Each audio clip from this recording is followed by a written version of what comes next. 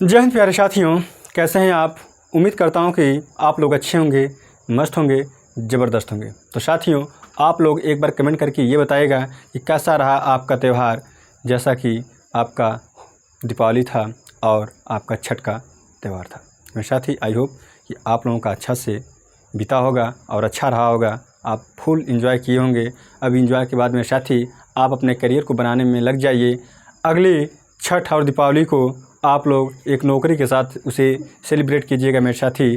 यही दुआएं हैं मेरी, ठीक है। तो मेरे साथी, इसी के क्रम में मैं आपको तीसरा क्लास लेकर आया हूं रक्त संबंध का, और फॉर्मेट यहाँ पे लिख दिया हूं। इस तरह के क्वेश्चन हमने देखा है एसएससी में भी पूछे जाते हैं, यूपी पुलिस में भी पूछे जाते हैं, और आपके ग्रुप डी हो गया, रेलवे एनटीपीसी हो गया, ठीक है, एएलपी हो गया आपका।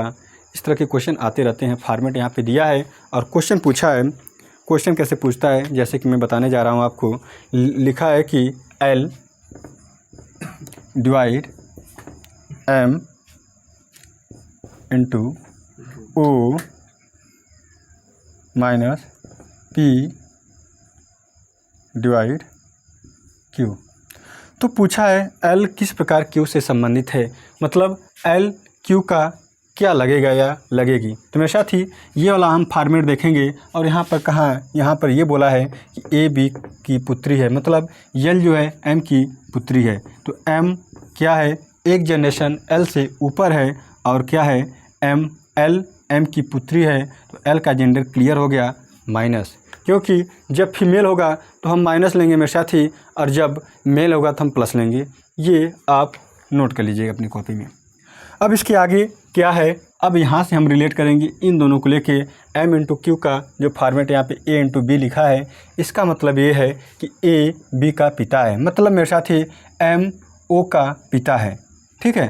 तो O होगा कुछ इसके जनरेशन में होगा, ठीक है, O हो गया। ये जो है M O का पिता है, मतलब ये क्लियर हो गया कि इसका जेंडर क्या है, मेल है, और M इसका भी पिता होगा, ऑटोमेटिक हो जाएगा, ठीक है। और L जो है O की बहन होगी। यहाँ तक हमें इन्फॉर्मेशन पता चल गया।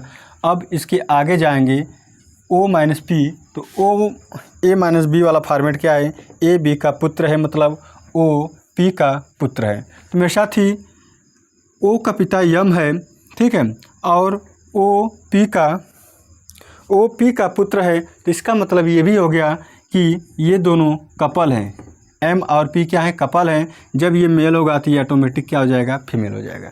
यही एक ऐसा रिलेशन है जहाँ पे अगर एक का अगर हमें जेंडर क्लियर होता है तो दूसरे का ऑटोमेटिक हमें ज्ञात हो जाता है, पति पत्नी में ही, ठीक है। लेकिन भाई बहन में हमें क्लियर नहीं पता चल पाएगा, क्योंकि अगर मैं एक लड़का हूँ और अगर कोई है और मेरी बहन है, ठीक है, और मुझे क्लियर नहीं है कि मेरा जेंडर क्या है, तो वह मेरी बहन होगी।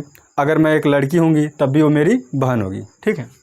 चलिए, अब इसके बाद क्या आता है, ये वाला फॉर्मेट आ गया है P डिवाइड बाई Q। तो ये फॉर्मेट है P Q की पुत्री है, मतलब मेरे साथी P जो है Q की पुत्री है, मतलब Q का जेंडर क्लियर नहीं है। अगर ये पिता होगा तब भी ये पुत्री होगी, अगर ये माता होगी तब भी ये पुत्री होगी। लेकिन इसके बारे में क्लियर है कि इसका जेंडर क्या है, माइनस है। यहाँ से भी इसका जेंडर निकल रहा था, ये हमने आपको समझाने की कोशिश की है। तो साथी पूछा क्या है, पूछा ये है कि L किस प्रकार Q से संबंधित है, मतलब L जो है, L किस प्रकार Q से संबंधित है, मतलब Q का L क्या लगेगा। तो जैसे ऑप्शन में दिया है, ऑप्शन में लिखा है पुत्रवधू, आंट, नातिन, पोतिन, ठीक है। तो अब देखो क्या L क्या लगेगा। अगर ये नाना प्लस होगा, अगर तब क्या होगा, देखो पिता की पत्नी आपकी माँ हो गई। अब माँ के अगर ये पिता होंगे तब भी ये नातिन या पोती लगेगी, ठीक है। और अगर ये माइनस होगा यानी कि नानी होगी तब भी इसको क्या कहेगी, नातिन या पोती कहेगी, और इंग्लिश आपका वर्जन सही होगा, ठीक है। तो मेरे साथ ही जैसा कि ऑप्शन में दिया है, ऑप्शन सी आपका सही होगा। क्या होगा, सी ऑप्शन आपका सही होगा मेरे साथ ही, और आप ऑप्शन सी को टिक करके चले आइएगा। अब दूसरा क्वेश्चन इसी से रिलेटेड है, और फॉर्मेट यहाँ पे दे देता है, और 3-4 क्वेश्चन आपके एग्ज़ाम में पूछा जाता है। और ग्रुप डी में हमने देखा है कि 5-5 क्वेश्चन पूछे जाते हैं एक ही फॉर्मेट से। तो आप लोग एक बार रिलेशन अच्छे से निकाल लीजिएगा, फॉर्मेट को अच्छे से पढ़ लीजिएगा, फिर आप एग्ज़ाम में पेन और जो आपको रफ कॉपी शीट मिलेगी उस पर अच्छे से लगाइएगा मेरे साथी, ठीक है। तो नेक्स्ट क्वेश्चन जा रहा हूँ पढ़ने, उससे पहले आप इसे नोट कर लीजिएगा और समझ लीजिएगा कि इस तरह के क्वेश्चन बहुत ही मज़ेदार और शानदार होते हैं मेरे साथी, और बहुत ही आसान होते हैं। लिखा है कि यहाँ पे आपको रिलेशन बताना है कि यहाँ पे क्या होगा, कौन सा साइन होगा, ठीक है। और आर है divide by yes into T, और ये लिख दिया है कि प्रश्नवाचक चिन्ह के स्थान पर क्या आएगा यदि स्थापित करना हो कि क्यू टी का भतीजा या भांजा है। मतलब ये कहा है कि क्यू जो है टी का क्या है, भतीजा है, भतीजा या भांजा, ठीक है।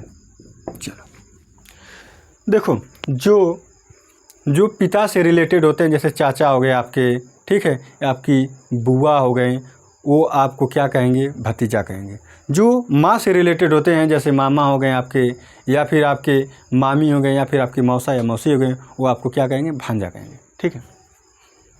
चलो तो मेरे साथ ही आप यहाँ से रिलेट कीजिएगा पहले, ये तो क्यू को ऐसे छोड़ दीजिएगा, ऐसे आर ऐसे पढ़िएगा, आर यश की पुत्री है। आर जो है यश की पुत्री है। हमें यश के बारे में नहीं क्लियर है कि यश मेल है कि फीमेल है, लेकिन इसके बारे में, आर के बारे में क्लियर है कि ये पुत्री है और एक जनरेशन नीचे हो, एक पीढ़ी, ठीक है। चलो, यश इंटू टी का मतलब क्या होता है, तो यश टी का पिता है। जाहिर सी बात है यश टी का पिता है। जो यश है पिता है किसका, टी का, टी का पिता है यश। तो मेरे साथ ही इसके बारे में क्लियर नहीं है कि इसका जेंडर क्या है। अगर ये लड़की होगी तभी ये पिता होगा, अगर लड़का होगा तभी पिता कहेगा यश को, ठीक है। चलो, लेकिन ये क्लियर है मेरे साथ ही, एक मिनट, ये क्लियर है कि यहाँ पे क्वेश्चन में लिखा है कि क्यू टी का भतीजा या भांजा है। क्यू जो है टी का, एक मिनट कहाँ गया, क्यू टी का भतीजा या भांजा है। तो कौन सा रिलेशन होगा जो हो जाएगा, यश इंटू टी का, कहाँ गया, यश टी का पिता है। क्वेश्चन तो सही है ना।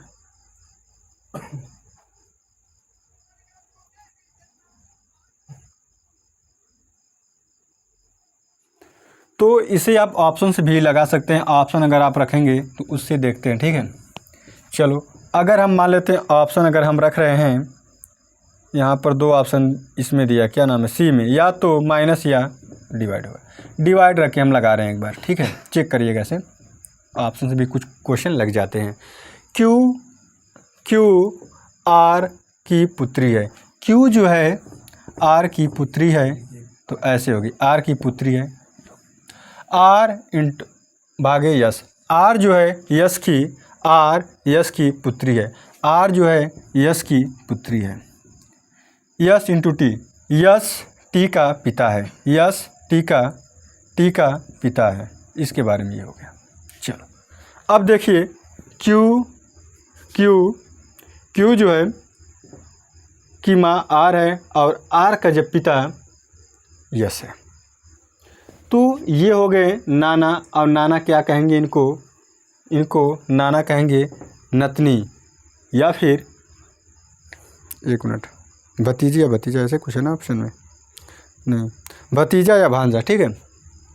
तो यहाँ पे जेंडर क्यू का क्या है, माइनस है, तो यहाँ पे नतनी या पोती आएगा, लेकिन यहाँ पे क्या हो रहा है, गलत हो रहा है, ठीक है। तो अब नेक्स्ट वाला रखेंगे माइनस वाला मेरे साथी।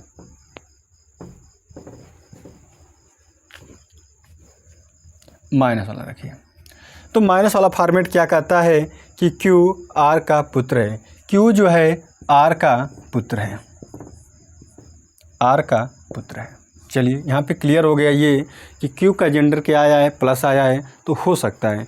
अगर आपके क्वेश्चन में यहाँ पर माइनस आता है, जेंडर क्लियर होता, तो वो ऑप्शन सदैव गलत होगा आपका, जैसे कि हमने भाग वाले रख के बताए थे। ठीक है, तो अब आगे जाते हैं। आर भागे यस का मतलब क्या है? आर भागे यस का मतलब है आर बी की पुत्री है। आर बी की भागे है ना मेरे साथ? हाँ, आर बी की पुत्री है। आर जो है यस की पुत्री है। आर यस की पुत्री है, तो यस यहाँ पे रखेंगे और यहाँ पे पुत्री लगा देंगे। Yes into T, yes T का पिता है। यस जो है किसका पिता है? टी का पिता है। तो मतलब क्या हो गया मेरे साथी? मतलब ये हो गया कि आर का भाई कौन है? भाई हो या फिर कुछ भी है, इसका जेंडर नहीं क्लियर है, लेकिन इसका जेंडर क्लियर है कि यह प्लस है। तो मेरे साथ ही ये आप हो गए और ये आपकी माता हो गई। माता को जो भाई होता है या बहन होता है, तो यहाँ पे क्या हो जाएगा? मामा या मौसी। ठीक है, जो भी हैं ये दोनों, जो भी हैं मेरे साथी, यह सदैव क्यों को क्या कहेंगे? भतीजा कहेंगे या भांजा कहेंगे। ठीक है, तो यहाँ पर जैसे माता से जो रिलेट होते हैं वो भांजा कहते हैं। क्या कहते हैं? भांजा कहते हैं। लेकिन इंग्लिश में आपका जो होगा वही सही होगा, तो भांजा होगा, जो कि ऑप्शन में माइनस वाला आपका सही होगा। तो ए ऑप्शन में माइनस वाला आपका सही है, ए फॉर आगरा। ठीक है, तो ऑप्शन को रख कर भी आप सवाल को सॉल्व कर सकते हैं, इस तरह के क्वेश्चन। चलिए नेक्स्ट क्वेश्चन देखते हैं। नेक्स्ट क्वेश्चन का भी फॉर्मेट लिखा है मेरे साथ ही, और ये ABCD से रिलेटेड है, तो आप परेशान मत होइएगा। ये फॉर्मेट लिखा है, ना कि ए और बी का रिलेशन यहाँ पे केवल दिया है।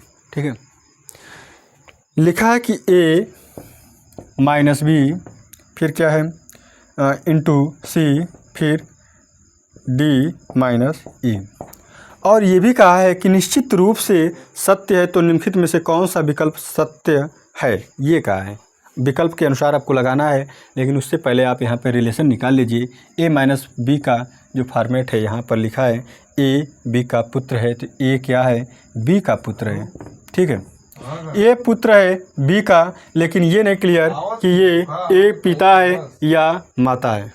ठीक है, अब इसके बाद आपका बी इंटू सी का क्या है? तो बी सी का पिता है। बी जो है सी का पिता है मेरे साथी, तो यहाँ पे प्लस हो जाएगा, लेकिन सी का जेंडर नहीं क्लियर है कि यह सी बी का पुत्री है कि पुत्र है। अब इसके बाद आएगा सी और डी का मेरे साथी, सी डी का, सी प्लस डी, तो सी डी की पत्नी है। तो सी जो है डी की पत्नी है, तो ये माइनस होगा, तो ये ऑटोमेटिक प्लस हो जाएगा। ठीक है, यानी कि डी क्या है? सी का पति है। डी माइनस सी का मतलब क्या दिया है मेरे साथी? तो डी ई का पुत्र है। डी जो है ई का पुत्र है, डी ई का पुत्र है। चलो चलिए, अब क्वेश्चन के अकॉर्डिंग हम चलेंगे। अब क्वेश्चन क्या कहा है अब देखते हैं हम।